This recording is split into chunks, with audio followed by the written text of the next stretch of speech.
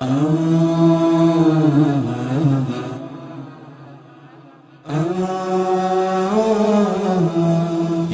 دعوة حق وبيان يا قبسا يهدي الإنسان يا قبسا يهدي الإنسان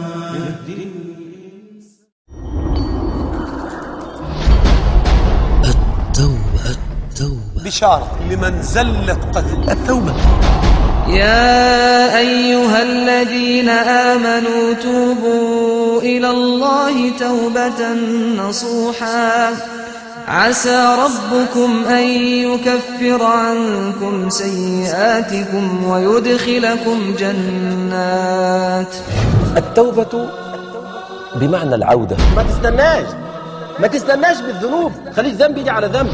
الإنسان من الواجب عليه أن يتوب إلى الله عز وجل في كل يوم. النبي صلى الله عليه وسلم قال: يا أيها الناس توبوا إلى الله واستغفروه فإني أتوب إليه في اليوم 100 مرة. 100 مرة. أليس من الخزي إن آلاف الآلاف تتوب وربنا يقبل توبتهم ويعفو عنهم ويغفر لهم، وأنت لا يغفر لك ولا تتوب إلى الله سبحانه وتعالى؟ التوبة العبد إذا رجع وتاب تاب عليه. أنا العبد السقيم من الخطايا وقد أقبلت ألتمس الطبيبا.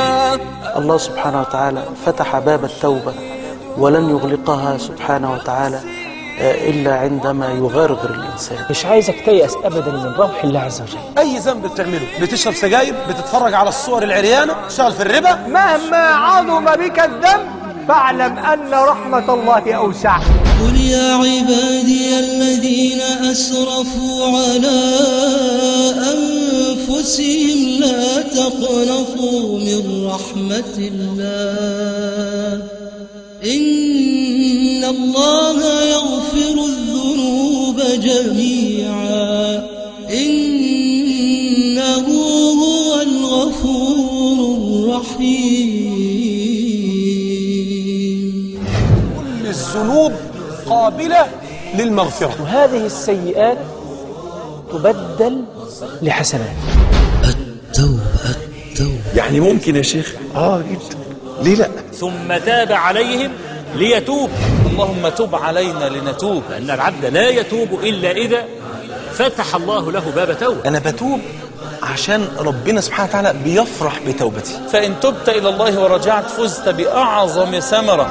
ولو لم يكن من ثمرات التوبة إلا أن الحق جل جلاله يفرح بتوبتك لكان واجبا عليك أن تفعل. وانت بتتوب ناوي أبدا ما تغلطش، أبدا ما ترجعش، نية صادقة، انت أضرب نفسك.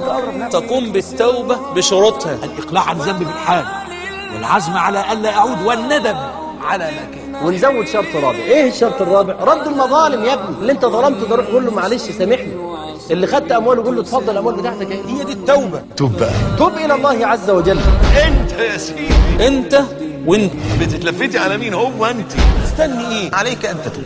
هتوب امتى؟ عايزين توبة فعلا، ابقى انسان جديد. التوبة. الف مبروك، الف مبروك. يا دعوة حق